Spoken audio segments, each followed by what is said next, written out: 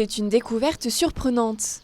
Alors qu'elle restaurait la fresque située à l'extérieur de l'église de Saint-Paul en Chablais, Sabine Abraer a dû se réfugier à l'intérieur de l'édifice un jour de pluie. Elle remarque alors de petites imperfections sur le mur de la niche, juste de l'autre côté de la fresque extérieure. En grattant, elle tombe sur une œuvre du Moyen-Âge. Tout de suite, j'ai su que j'étais sur une fresque, une vraie fresque, comme on les faisait en Italie à ce moment-là. Il faut savoir qu'en France, on faisait tout autre chose. Donc il y a une texturation très veloutée, quelque chose qui ressemble à de la pierre. Ça dit déjà des choses sur l'atelier qui est venu faire cette peinture. Et puis tout un travail, elle est très très ouvragée. Il y a tout un travail de texturation. Alors ça a disparu, mais vous voyez tout ce qui est noir là dans les couronnes et dans la robe de la Vierge. Il faut imaginer qu'à l'époque, c'était une métallisation. Donc la robe de la Vierge était entièrement dorée. Au scalpel, la restauratrice a fait apparaître, après des heures de travail minutieux, la fresque cachée révélant bien des secrets de l'histoire. Elle est datable au moins de la fin du XIVe, sinon du début du XVe siècle. Et on a 4-5 couches tout au plus de peinture qui la recouvrent. Et tout de suite, je suis tombée sur cette fresque dans cet état magnifique de fraîcheur.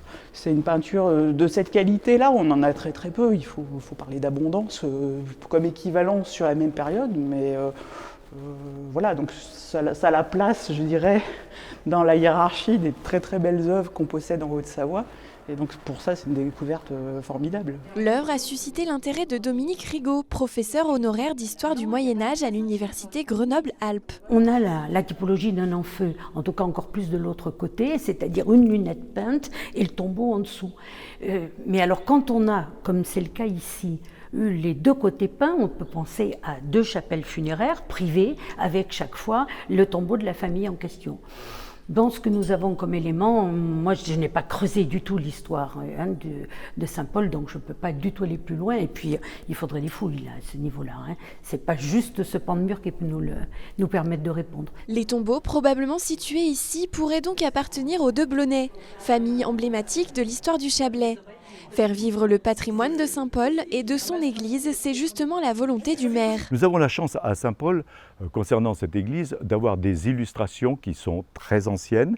Et puis cette église a vécu des périodes un peu sombres, avec un incendie en 1906, et puis la célèbre reconstruction du clocher en 2012. Des visites sont organisées pour découvrir ce clocher à bulbe. Tout autour du bâtiment, un parcours installé récemment incite les curieux à en savoir davantage sur l'histoire du village et de son patrimoine. Une façon de faire vivre cet héritage historique.